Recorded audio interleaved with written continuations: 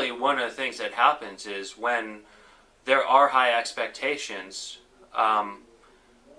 management also shares the emotional roller coaster that investors do in a given situation. And a really good example of this is if you look in 2010 and 2011, the darling stock was Netflix. And Reed Hastings specifically said that he let the success of a rising stock price get to his head. These guys were buying back shares above $200 and then had to issue shares below $100 just 6 months later. And they specifically talk about, Reed Hastings has very specifically said about how the impact of the stock's roller coaster ride changed the approach of management.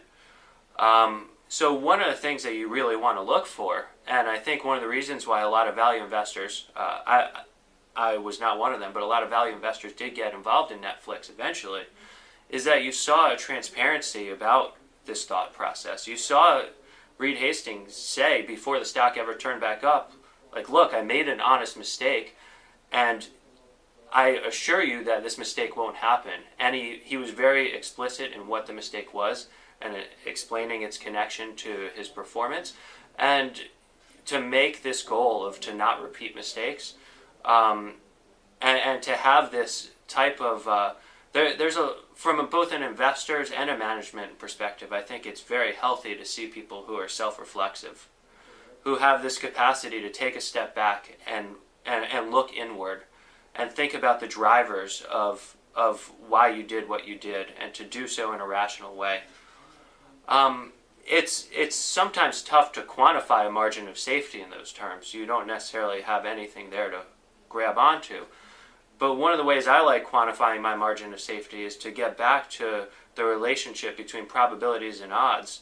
If you could comfortably use both quantitative and qualitative metrics to formulaically assess what your probabilistic odds are, then you have a market price that you think is fair based on the risk-reward setup in a given situation.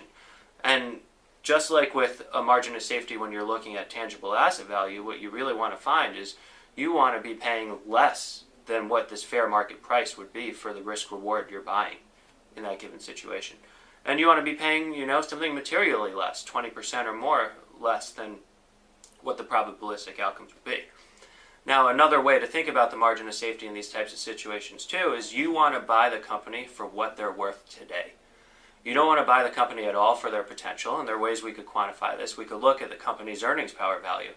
And if you could get a situation where you buy a company for its earnings power value, which is basically its cyclically smooth operating earnings, then what you could do is you could have the growth, any incremental improvement in the company's situation as an effective call option on top. So if the company doesn't do anything special, you really just earn the cost of capital. But if the company has any sort of growth, any sort of incremental improvement from the worst case scenario that was being priced in at that given point in time, that's purely accretive to what your targeted return would be.